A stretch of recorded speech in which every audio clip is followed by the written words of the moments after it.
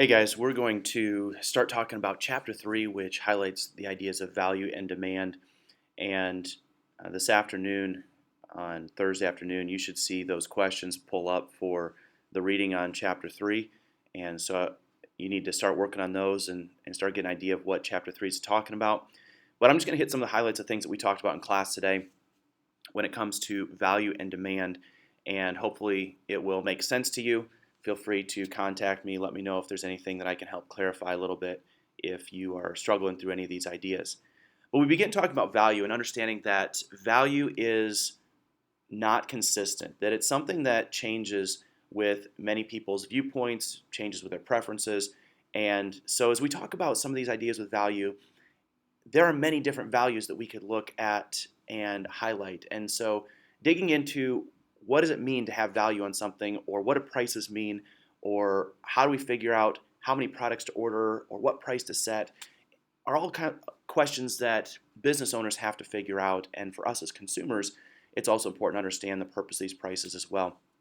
And so I want to begin first of all by asking a question here. I want you to think about, if I had a donut here in front of you that I was going to be able to offer to you. Now, there's no way for me to do that in the mode in which we are talking through this, but if I had this donut for you this morning, maybe this would be the best way to look at it. Just take a look at that donut.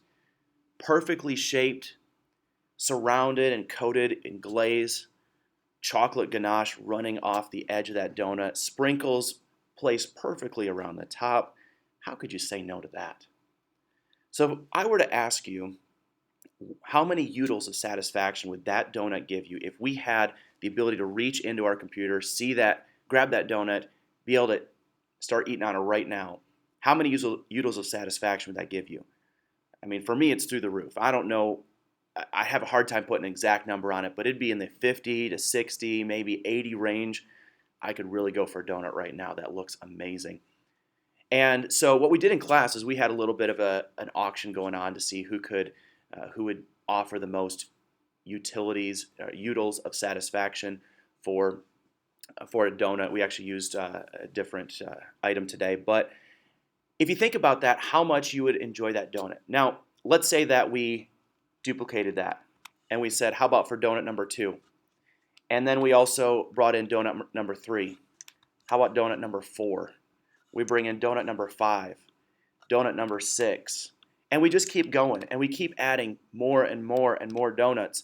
And we present those in front of you. By the time we get down to the end of the box, or perhaps the second box that I go through, how many utils of satisfaction, after you yourself had eaten all of these donuts, would you now have? Would it be the same as the first donut? Well, probably not. Your view has changed because now your stomach is getting full. You're also starting to count the calories and figure that in the last 3 minutes you have just eaten more calories than you should have for the next 2 days. And whatever your reason may be, your level of enjoyment for that donut now begins to decrease. And that is one of the things that we'll talk about today when it comes to value. So it's important for us to understand here at the beginning that value is in the mind of the buyer. There's all kinds of different reasons why things are valued at certain prices, and as a seller, we often think our goods or our services are way more valuable than what they actually are. But the buyer is the one who actually determines the price, because unless you can get a buyer to agree to a sale, you are not going to be able to gain the money from that item. We also talked about intrinsic value last chapter, or 2 chapters ago, where the value of the item is not in the item itself.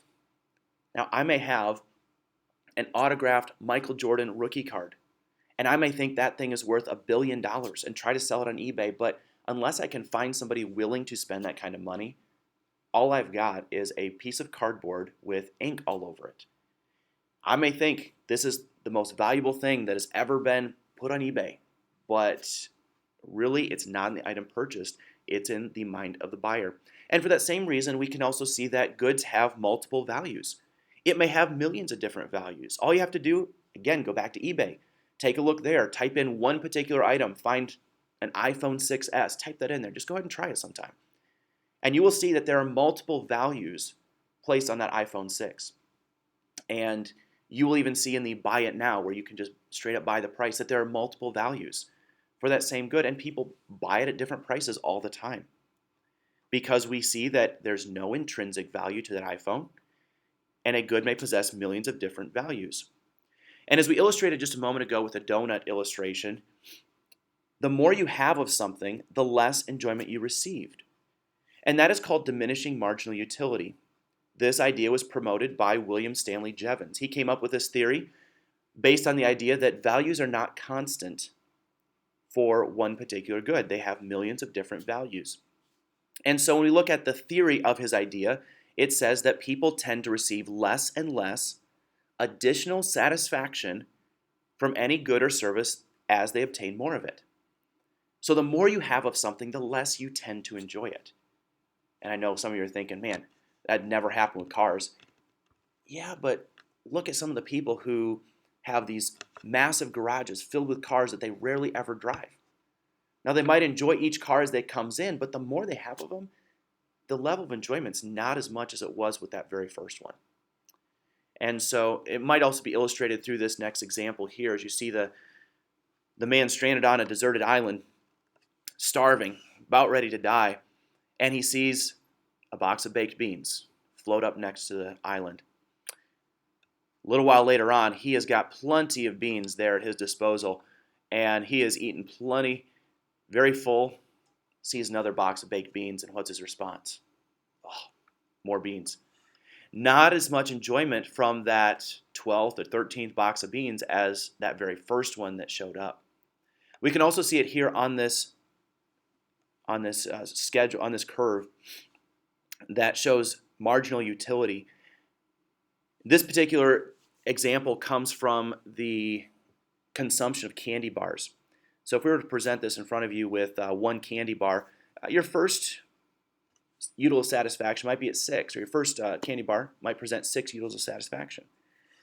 The second candy bar increases because it's really good and you're enjoying it. You have 10 udals of satisfaction. By candy bar number 3, you're up to 13. Candy bar 4, it's up to 15. Where we see a change here is at candy bar 5 and 6, where your increased satisfaction now begins to taper off and plateau. So at candy bar 5 and 6, you are still at the same level of enjoyment, and you have peaked at 16 udals. But now candy bar 7 is presented, and your stomach's getting full, and you're now in the middle of a sugar coma, and you are starting to regret a little bit of eating more. However, you just remember how good those previous 6 candy bars were, and you eat another one. And then we see more of a drop-off by candy bar 8. Also candy bar 9 dropping down to 12 udals. Until finally we see here at the 10th candy bar, there's a significant drop all the way down to 2 udals of satisfaction. And that helps us illustrate and understand the idea of diminishing marginal utility. The more you have of something, the more candy bars that you have available to you, the less you're going to receive it, the less enjoyment you're going to be able to receive as a result of it. And so we also talked about prices a little bit. And so it's important to understand some of the reasons why prices exist and how they work. So we talked about 3 things that prices serve to do for us, or what type of information they give to us. The first one is that they transmit information. There's a lot of information provided in that price tag that you may see when you walk into Kohl's or Walmart. In that information, it helps us to be able to understand how much the consumer is willing to pay the store for that item. It also helps us to see how much of that item the store owner should order from the factory. If the price is too high and people are not buying it, he's not going to order as much from the factory. If the price is too low and they keep running out, they're going to have to order more or raise their price. It also tells us how many supplies the factory will need to get from the farmer. If the factory is getting many orders from the store to produce these shirts that you see in the picture, then he's going to have to go to the farmer and say, I need more cotton. Help me out.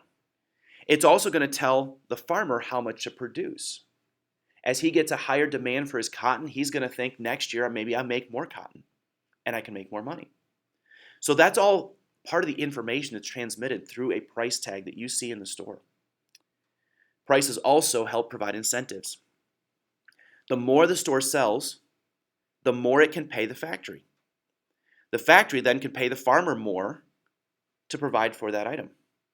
And so every step along the way, there's incentives hidden within the prices. And the third thing that prices do is redistribute income. Those businesses that satisfy their customers will find that their incomes increase. Their customers will return, they'll buy more. However, those who ignore the demands of the economy and those who ignore the demands of their customers and the preferences, they will find that their income is decreasing or they'll go out of business. Take a look at Kmart. When was the last time that in our area that you went and shopped at Kmart? There used to be one right up by my house and it no longer exists. For whatever reason, people didn't like the store, people didn't like the product, whatever it may have been, prices may have been too high, but many people preferred to shop at Target or Walmart, and so Kmart then went out of business. And this is the key concept here when it comes to prices. If a person holds a value for an item that is greater than or equal to its price, then a sale is going to be made. And that should be a pretty simple concept to grasp, but just think about the price you're willing to pay for a donut. We go back to our first illustration. How much are you willing to spend on a single donut? For some of you, it may be 10 cents. Maybe it's not that valuable to you. For some of you, it may be 50 cents. Some of you may be $1. Some of you may say, I want a donut so bad right now, I would give $3 for a donut. And once you reach that point where your value is greater or equal to the price that the store owner has put on that donut, then a sale is going to be made. Again, I look at an example of Six Flags. When you go there and you're in the middle of the heat and the sun and you are just dying of thirst, many people are willing to pay $3 and $4 for a bottle of water that in other circumstances they never would. So hopefully this has been a helpful summary for you. Please go through and read the first part of the book to help fill in some of the gaps here, and that way you can understand some of the other things that we didn't have time to get to.